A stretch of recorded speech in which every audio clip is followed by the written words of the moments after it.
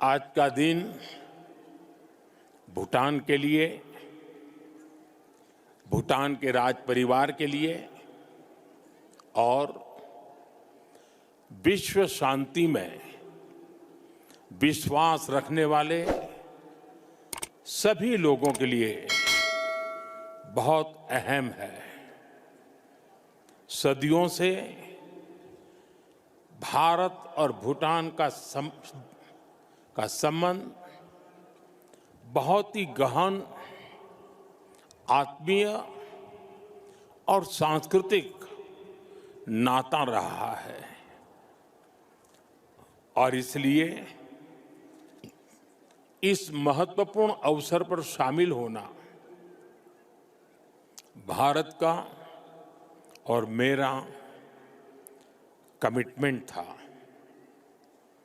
लेकिन आज मैं यहां बहुत भारी मन से आया हूं। कल शाम दिल्ली में हुई भयावह घटना ने सभी के मन को व्यथित कर दिया है।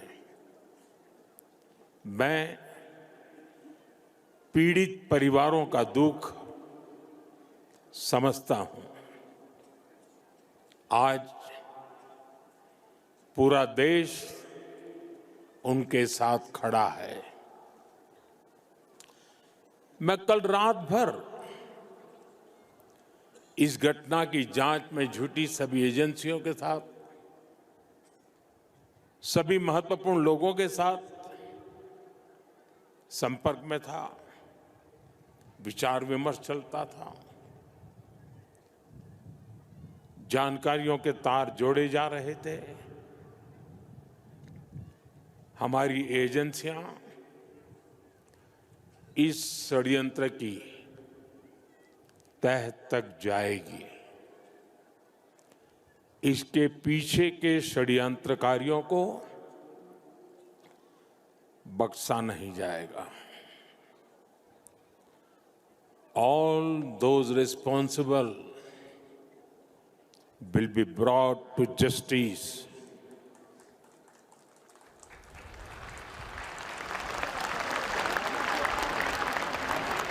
साथियों, आज यहां एक तरफ गुरु पद्म संभव के आशीर्वाद के साथ ग्लोबल पीस प्रेयर फेस्टिवल का आयोजन हो रहा है। दूसरी ओर भगवान बुद्ध के पिपरहवा अवशेषों के दर्शन हो रहे हैं और इनके सबके साथ हम सब his majesty the fourth king के 70वें जन्मदिन समारोह का साक्षी बन रहे हैं। ये आयोजन इतने सारे लोगों की गरिमामय उपस्थिति, इसमें भारत और भूटान के रिश्तों की मजबूती नजर आती है। साथियों, भारत में हमारे पुरखों की प्रेरणा है वसुधैव कुटुंबकम, यानी पूरा विश्व एक परिवार है। हम कहते हैं सर्वे भवन्तु सुखिनः, यानी इस धरती पर सभी सुखी रहें।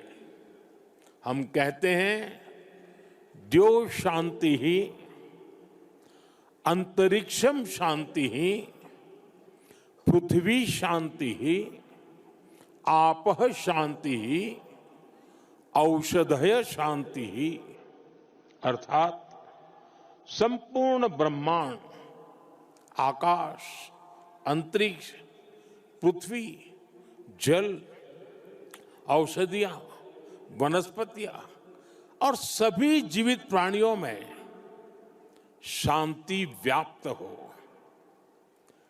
अपनी इन्हीं भावनाओं के साथ भारत भी आज भूटान के इस ग्लोबल पीस प्रेयर फेस्टिवल में शामिल हुआ है।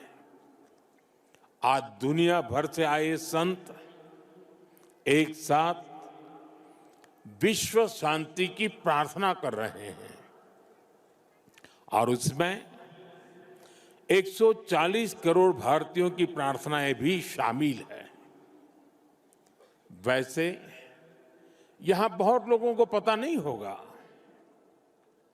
वडनगर जहां मेरा जन्म हुआ, बौद्ध परंपरा से जुड़ी एक पुण्य भूमि रही है और वाराणसी जो मेरी कर्मस्थली है वो भी बौद्ध श्रद्धा का शिखर स्थल है। इसलिए इस समारोह में आना विशेष है। मेरी प्रार्थना है कि शांति का ये दीप भूटान के, विश्व के हर घर को आलोकित करे। साथियों, भूटान के his majesty the fourth king का उनका जीवन विजडम, सिंप्लिसिटी, करेज और राष्ट्र के प्रति सेल्फलेस सर्विस का संगम है। उन्होंने 16 वर्ष की बहुत छोटी आयु में ही बड़ी जिम्मेदारी संभाली, अपने देश को एक पिता जैसा स्नेह दिया और अपने देश को एक विजन के साथ आगे बढ़ाया। 34 वर्षों के अपने शासनकाल में उन्होंने भूटान की विरासत और विकास दोनों को साथ लेकर चले।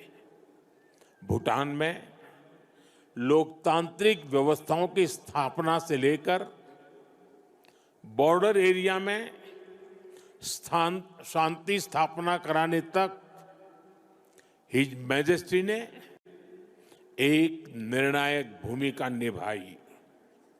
आपने ग्रॉस नेशनल हैप्पीनेस का जो विचार दिया है वो आज पूरी दुनिया में ग्रोथ को डिफाइन करने का एक अहम पैरामीटर बन चुका है।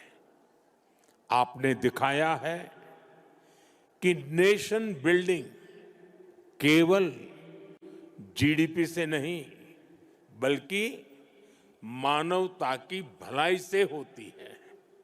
साथियों, भारत और भूटान की फ्रेंडशिप को मजबूती देने में भी उनका बहुत बड़ा योगदान रहा है। आपने जो नींव रखी है उस पर हम दोनों देशों की मित्रता निरंतर फल फूल रही है।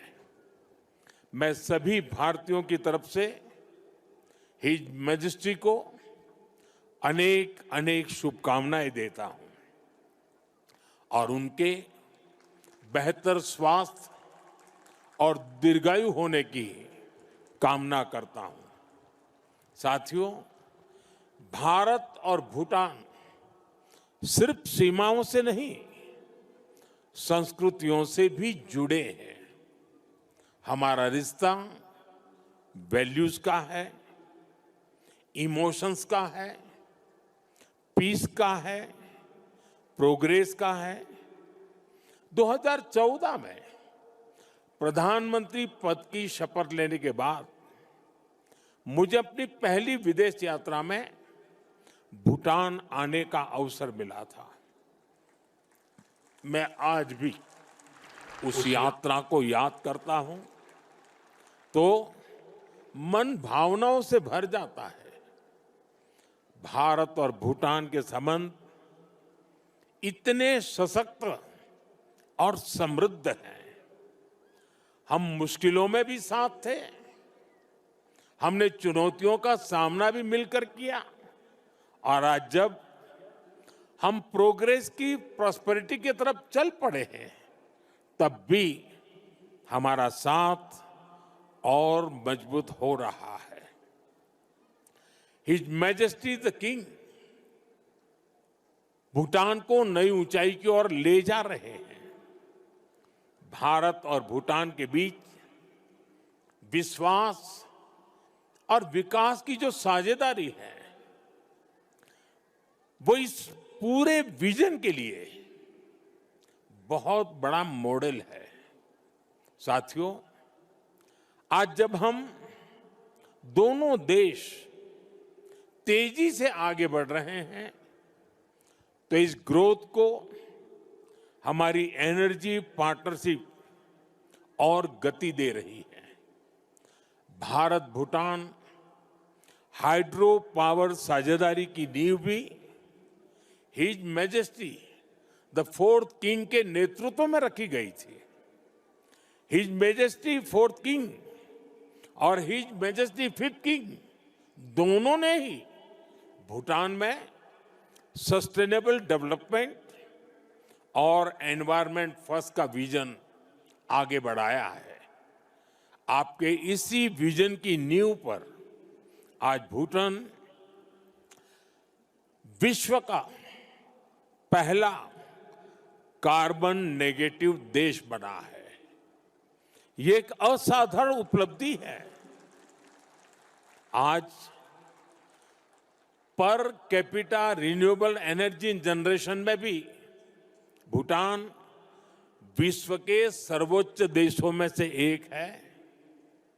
साथियों, भूटान आज अपनी इलेक्ट्रिसिटी 100% रिन्यूएबल स्रोत से उत्पन्न करता है। इस क्षमता का विस्तार करते हुए आज एक और बड़ा कदम उठाया जा रहा है। आज भूटान में 1000 मेगावाट से अधिक का एक नया हाइड्रो इलेक्ट्रिक प्रोजेक्ट लॉन्च कर रहे हैं, जिससे भूटान की हाइड्रो पावर कैपेसिटी में 40% की बढ़ोतरी हुई है। इतना ही नहीं, लंबे समय से रुके हुए एक और हाइड्रो इलेक्ट्रिक प्रोजेक्ट पर भी फिर से काम शुरू होने जा रहा है। और ये हमारी पार्टनरशिप सिर्फ हाइड्रो इलेक्ट्रिक तक सीमित नहीं है। अब हम सोलर एनर्जी में भी एक साथ बड़े कदम उठा रहे हैं। आज इससे जुड़ी अहम समझौते भी हुए हैं। साथियों, आज एनर्जी कोऑपरेशन के साथ साथ भारत और भूटान की कनेक्टिविटी बढ़ाने पर भी हमारा फोकस है। हम सभी जानते हैं, connectivity creates opportunity and opportunity creates prosperity. इसी लक्ष्य के साथ आने वाले समय में गैलेफू और सामर्थ्य शहरों को भारत के विशाल रेल नेटवर्क से जोड़ने का फैसला लिया गया है। इस प्रोजेक्ट के पूरा होने से यहां की इंडस्ट्री का, भूटान के किसानों का भारत के विशाल मार्केट तक एक्सेस और आसान हो जाएगा। साथियों, रेल और रोड कनेक्टिविटी, इसके साथ साथ हम बॉर्डर इंफ्रास्ट्रक्चर पर भी तेजी से आगे बढ़ रहे हैं। हिज मैजेस्टी ने जिस गैलेफू माइंडफुलनेस सिटी के विजन पर काम शुरू किया है, भारत उसके लिए भी हर संभव सहयोग कर रहा है। मैं आज इस मंच से एक और महत्वपूर्ण घोषणा कर रहा हूं। आने वाले समय में भारत गैलेफू के पास इमिग्रेशन चेक पॉइंट भी बनाने जा रहा है, ताकि यहां आने वाले विजिटर्स और इन्वेस्टर्स को इससे और सुविधा मिल सके। साथियों, भारत और भूटान की प्रगति और समृद्धि एक दूसरे से जुड़े हुए हैं और इसी भावना से भारत सरकार ने पिछले वर्ष भूटान के 5 ईयर प्लान के लिए 10,000 करोड़ रुपीस सहयोग की घोषणा की थी। ये फंड रोड से लेकर एग्रीकल्चर तक, फाइनेंस से लेकर हेल्थ केयर तक, ऐसे हर सेक्टर में उपयोग हो रहा है, जिससे भूटान के नागरिकों की ईज ऑफ लिविंग बढ़ रही है। बीते समय में भारत ने ऐसे कई मेजर्स लिए हैं जिससे भूटान के लोगों को एसेंशियल आइटम्स की निरंतर सप्लाई मिलती रहे और अब तो यहां यूपीआई पेमेंट्स की सुविधा का भी विस्तार हो रहा है। हम इस दिशा में भी काम कर रहे हैं कि भूटान के नागरिकों को भी भारत आने पर यूपीआई सुविधा मिले। साथियों, भारत और भूटान के बीच की इस मजबूत पार्टनरशिप का सबसे ज्यादा फायदा हमारे यूथ को हो रहा है। His majesty national service voluntary service और इनोवेशन को लेकर बेहतरीन काम कर रहे हैं और हिज मैजेस्टी का यूथ को एम्पावर करने का जो विजन है, उन्हें टेक एनेबल बनाने की जो सोच है, उससे भूटान का युवा बहुत बड़े लेवल पर इंस्पायर हो रहा है। Education, innovation, skill development, sports, space, culture, ऐसे अनेक सेक्टर्स पे भारत भूटान के युवाओं के बीच सहयोग बढ़ रहा है। आज हमारे युवा साथ मिलकर एक सैटेलाइट भी बना रहे हैं। भारत और भूटान दोनों के लिए यह बहुत महत्वपूर्ण अचीवमेंट है। साथियों, भारत और भूटान के संबंधों की एक बड़ी शक्ति हमारे लोगों के बीच का आत्मिक संबंध है। 2 महीने पहले भारत के राजगीर में रॉयल बोटानिस्ट टेम्पल का उद्घाटन हुआ है। अब इस प्रयास का भारत के अन्य हिस्सों में भी विस्तार हो रहा है। भूटान के लोगों की इच्छा थी कि वाराणसी में भूटानी टेम्पल और गेस्ट हाउस बने। इसके लिए भारत सरकार आवश्यक लैंड उपलब्ध करा रही है।